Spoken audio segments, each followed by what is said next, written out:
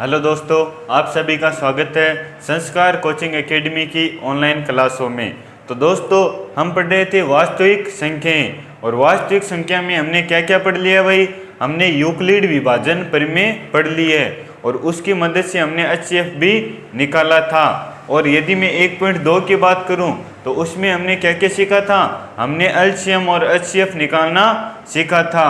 आज हम 1.3 में अपरिमेय संख्याओं की बात करेंगे। तो हमारे पास पहला क्वेश्चन क्या है। पहला क्वेश्चन हमारे पास है कि सिद्ध करो कि √5 एक अपरिमेय संख्या है। हमें पता है कि √5 कैसी है भाई, संख्या अपरिमेय संख्या है, लेकिन हमें यही सिद्ध करना है कि √5 क्या है, अपरिमेय संख्या है। तो सिद्ध कैसे करते हैं, याद रखना दोस्तों, ये क्वेश्चन फॉर्मेट का है। कैसा क्वेश्चन आपके पास, ये फॉर्मेट बेस्ड क्वेश्चन है। यदि आपको इसका फॉर्मेट याद हो गया तो आप इस प्रश्न में आसानी से नंबर ला सकते हो। तो सिद्ध करो कि √5 एक अपरिमेय संख्या है। कैसी संख्या, अपरिमेय संख्या। तो मैं मानकर चलता हूं इसके विपरीत, माना इसके विपरीत मैं मान रहा हूं, इसके विपरीत मैंने मान लिया। √5 कैसी संख्या है, √5 एक परिमेय संख्या है। कैसी संख्या है भाई, परिमेय संख्या है। तो मैंने मान लिया कि √5 क्या है, परिमेय संख्या, और परिमेय संख्या को P/Q के रूप में लिखा जा सकता है, जहां पर P और Q क्या होंगे, आपके पूर्णांक होंगे, और Q क्या होगा, नॉट इक्वल टू 0। जहां अतः √5 को P/Q के रूप में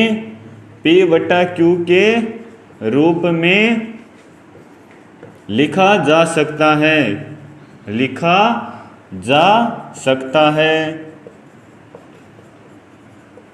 और यहाँ पर P और Q क्या, यहाँ पर हमारे पास P और Q क्या है भाई, पूर्णांक है। P और Q पूर्णांक है, और परिमेय संख्या में Q नॉट इक्वल टू 0 होता है। यदि Q का मान 0 हो गया तो क्या हो जाएगी, राशि अनंत हो जाएगी, और अनंत को परिभाषित नहीं किया जा सकता।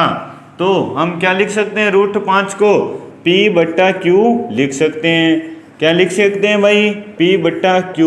समीकरण 1 दे दो। तो यदि आपके पास P/Q कोई क्या है भाई, भाज्य संख्या हो सकती है। क्या हो सकती है, आपके पास भाज्य संख्या हो सकती है। तो भाज्य संख्या है भाई दोनों की दोनों P/Q। यदि मैं इनमें जो कॉमन गुणनखंड आ रहे हैं, जो उभयनिष्ठ गुणनखंड आ रहे हैं, क्या रे भाई, उभयनिष्ठ गुणनखंड क्या है इनमें, 14। यदि 28 की बात करूं तो 2 गुणा क्या जाएगा आपके पास, 7। ये इसके गुणनखंड आ गए। यदि 14 के गुणनखंड करूं तो 2 गुणा 7। तो उभयनिष्ठ गुणनखंड क्या रहे, 14। यदि मैं P और Q में उभयनिष्ठ गुणनखंड का भाग दूं, यानी 14 का भाग दूं, तो 28 में 14 का भाग दिया तो 2, और हमारे पास 14 में 14 का भाग दिया तो 1। तो P और Q कैसी संख्या आ जाएगी आपके पास, सह अभाज्य संख्या आ जाएगी। क्या आ जाएगी भाई, सह अभाज्य संख्या आ जाएगी, और हमारे पास सह अभाज्य संख्या आ गई। ठीक है, तो अगला स्टेप में आपको यही करना है। यदि P और Q कैसी संख्या है, P और Q भाज्य संख्या है। कैसी है भाई, भाज्य संख्या है। तो P और Q के उभयनिष्ठ गुणनखंड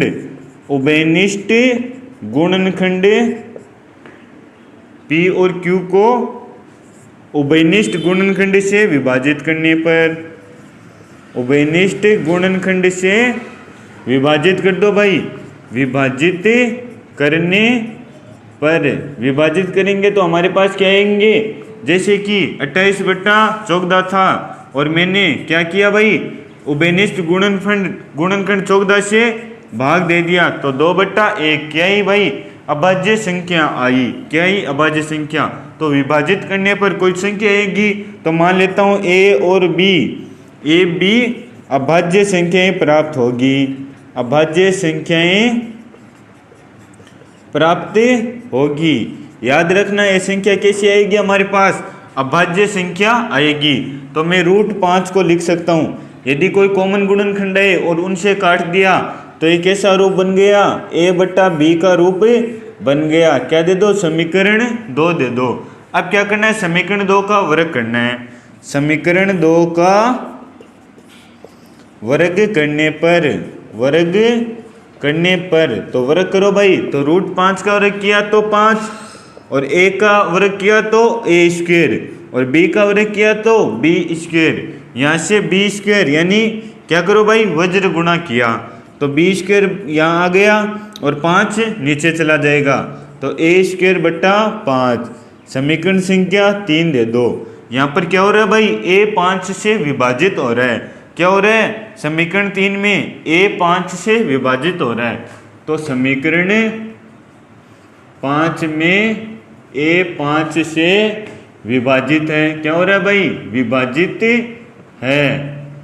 और कोई संख्या 5 से विभाजित नहीं हो सकती यदि वह क्या है भाई, आपके पास अभाज्य संख्या है। कैसी संख्या है, अभाज्य संख्या है। क्योंकि हमने क्या सिद्ध किया भाई, अभाज्य संख्या सिद्ध किया है। अभाज्य संख्या में क्या होगा, या तो 1 का भाग जाएगा या फिर उस संख्या का भाग जाएगा। लेकिन इसमें किसका भाग जा रहा है, 5 का भाग और जा रहा है। तो एक ऐसी आपके पास भाज्य संख्या प्राप्त हो रही है। आगे क्या कर रहा हूँ, यदि मैं a बराबर मानकर चलो कि यदि मैं 5 का भाग दूं और 10 में 5 का भाग दूं तो 2 गुणा 5 इस प्रकार लिखूंगा, तभी तो 5 का भाग दूंगा। यानी 5 एक है, 5 का एक गुणज होगा। क्या होगा, 5 का एक गुणज होगा। जैसे कि 10, 15 और 20 होते हैं। क्या होते हैं भाई, इनमें 5 का भाग जा रहा है, तो ये क्या है, 5 के गुणज है। इन्हें हम इस रूप में लिख सकते हैं, 2 गुणा 5, 3 गुणा 5 और 4 गुणा 5। यानी गुणा में 5 लिखने पर ही क्या बनेंगे, ये हमारे पास 5 के गुणज बनेंगे। तो यदि मैं a को 5 से भाग दूं, a को 5 से विभाजित करने पर, 5 से विभाजित करने पर, सॉरी a 5 का गुणज है। क्या भाई, a 5 का गुणज है। तब a बराबर क्या लिखूंगा मैं, a बराबर 5 गुणा, वहां पर 10 को क्या लिख रहे थे, 2 गुणा 5 लिख रहे थे। 15 को क्या लिख रहे थे, 3 गुणा 5।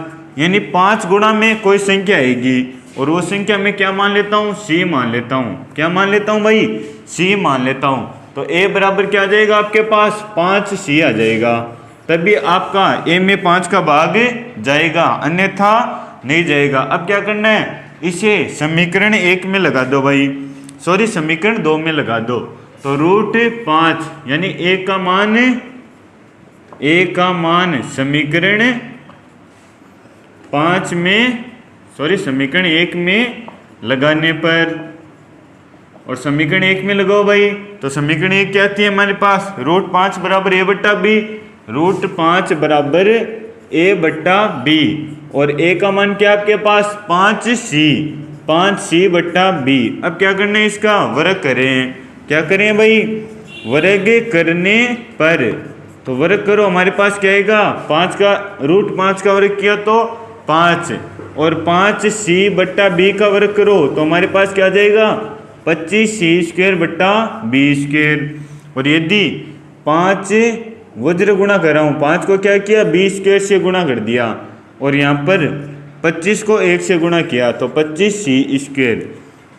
हम c² का मान निकाल रहे हैं, तो c² बराबर 5b²/25। क्या किया भाई, 25 का भाग दे दिया, गुणा में था भाग दे दिया, तो कट रहे हैं 5 के पाड़े से कट गए। c² बराबर क्या आ गया, b²/5। और इस समीकरण, इसे कितने नंबर समीकरण दोगे आप, समीकरण 3, समीकरण 4 दे दो। तो समीकरण 4 क्या करिए कि b भी 5 से विभाजित है। समीकरण 4 में b भी 5 से विभाजित है। क्या हो रहा है भाई, विभाजित हो रहा है। और हमने क्या माना था, a और b हमारे पास कैसी संख्या थी, अभाज्य संख्या थी। लेकिन हमारे पास समीकरण 3 में a 5 से विभाजित हो रहा है और समीकरण 4 में b भी 5 से विभाजित हो रहा है। अतः हमारे पास क्या हो रहा है भाई, हमने अभाज्य संख्या मानी लेकिन हमारे पास भाज्य संख्या ही बन रही है क्योंकि 5 का भाग और जा रहा है। तो क्या हो रहा है, हमारे पास विरोधाभास हो रहा है। अतः समीकरण 4 व समीकरण 3 से या फिर समीकरण 3 का कथन क्या है भाई, विरोधाभास है। कैसा कथन है ये, विरोधाभास कथन है। कैसा कथन है भाई, विरोधाभास कथन है। क्योंकि a और b हमने क्या मानी थी, a और b हमने अभाज्य संख्या है, a और b के अभाज्य संख्या है। और ये विरोधाभास क्यों प्राप्त हुआ, क्योंकि हमने इसे क्या माना था, एक परिमेय संख्या माना था तथा यह विरोधाभास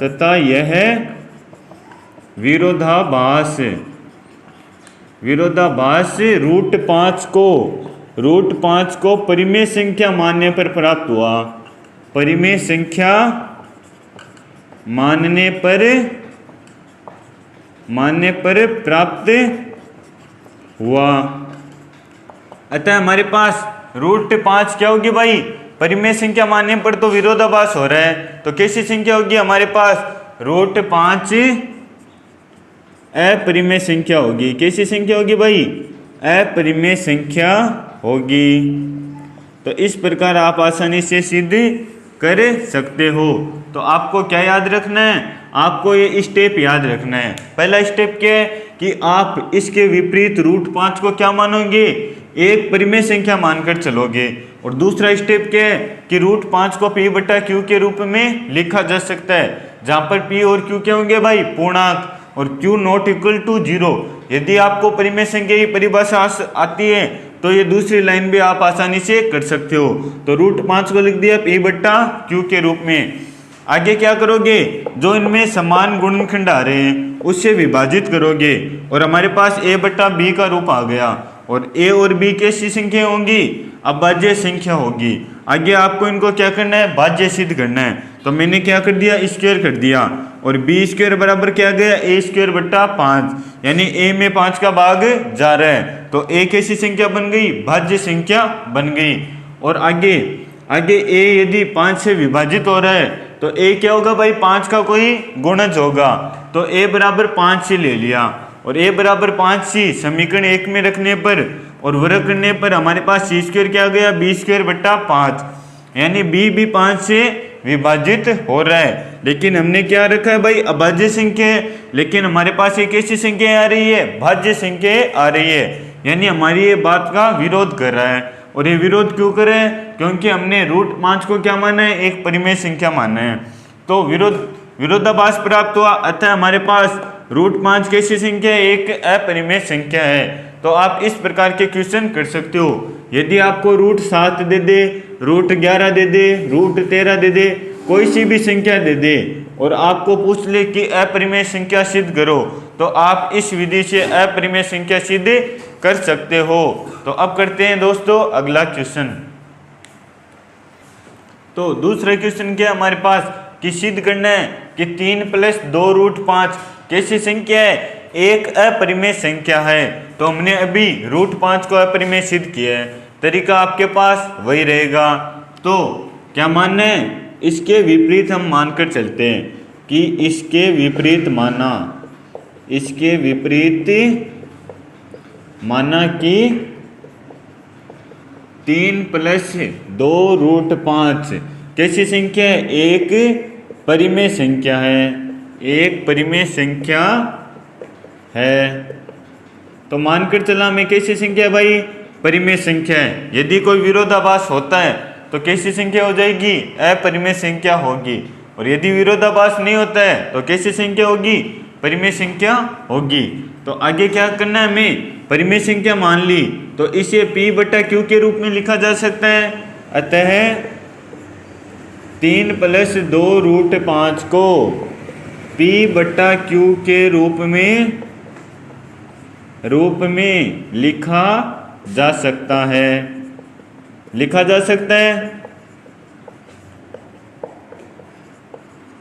जहां पर P और Q क्या होंगे, जहां P और Q आपके पास क्या होंगे भाई, P और Q पूर्णांक होंगे।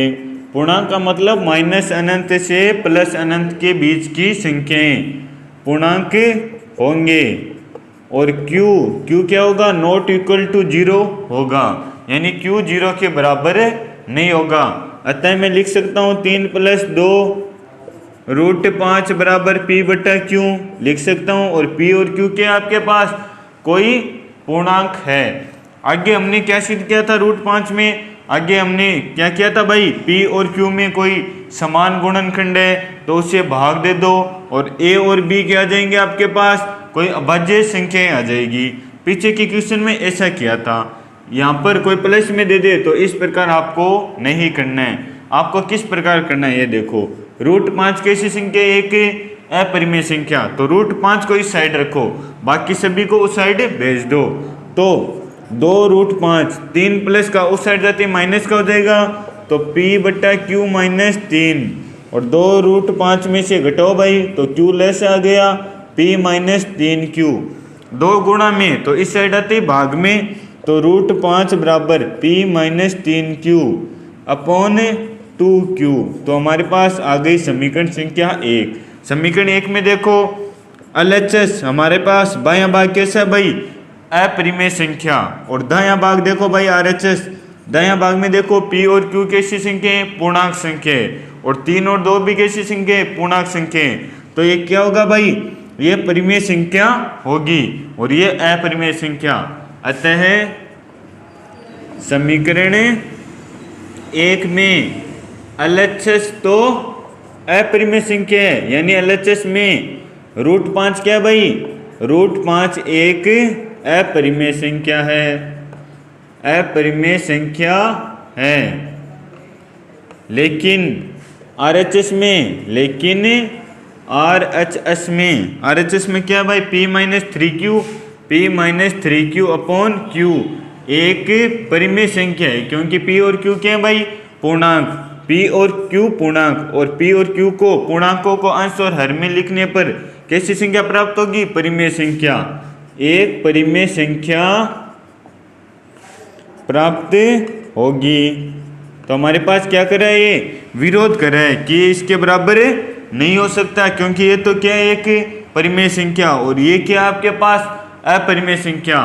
अतः यह विरोधाभास क्यों प्राप्त हुआ भाई हमें, ये विरोधाभास 3 + 2 √5 को एक परिमेय संख्या बताने पर हुआ है। अतः यह परिमेय नहीं है, क्योंकि विरोधाभास हो रहा है, तो कैसी संख्या होगी, अपरिमेय संख्या होगी।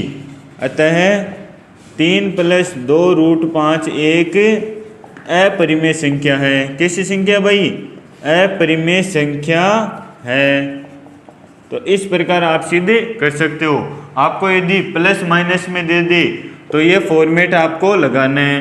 पहले तो वही बात लिखनी है कि विपरीत मानना है कि परिमेय संख्या है, और आगे क्या करना है, इसे P बटा Q के रूप में लिखा जा सकता है। यानी परिमेय संख्या की परिभाषा ही तो है जहां P और Q क्या होंगे, पूर्णांक, और Q नॉट इक्वल टू 0। आगे बराबर लगाना है, और √5 दिखाई दे रहे हैं तो √5 एक साइड और बाकी सभी को उस साइड भेज दो, यानी आपके पास अपरिमेय संख्या परिमेय संख्या के बराबर आती हुई दिखाई देगी। और ये क्या एक विरोधाभास है। और विरोधाभास क्यों प्राप्त हुआ भाई, क्योंकि हमने इसे क्या माना था, एक परिमेय संख्या, अतः एक कैसी संख्या हो गई, अपरिमेय संख्या हो गई। तो आपके इसमें दो ही फॉर्मेट है, एक तो √5, √11, √1/2 या फिर √13 ऐसी संख्या देगा, उन्हें क्या करना है, आपको अपरिमेय संख्या सिद्ध करना है। तो आप जो आपको पहला क्वेश्चन कराए उस फॉर्मेट से आप करोगे। और दूसरा तरीका क्या बताया मैंने, ऐसा तो आपको 4 - 3 √5 दे दिया, या फिर 3 - 3 √5 दे दिया। किसी भी संख्या 2 प्लस माइनस में, किसी भी संख्या 2 प्लस माइनस में आपको फॉर्मेट यही लगाना है। तो इस प्रश्नावली में आपके केवल 2 फॉर्मेट हैं।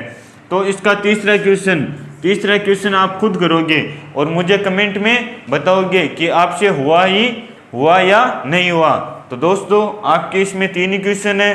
तो हम मिलते हैं अगले वीडियो में। तब तक आप हमारे चैनल को ज़्यादा से ज़्यादा शेयर करो और कमेंट में बताओ कि आपको कितना समझ में आ रहा है और कितना नहीं आ रहा। धन्यवाद दोस्तों वीडियो को पूरा देखने के लिए।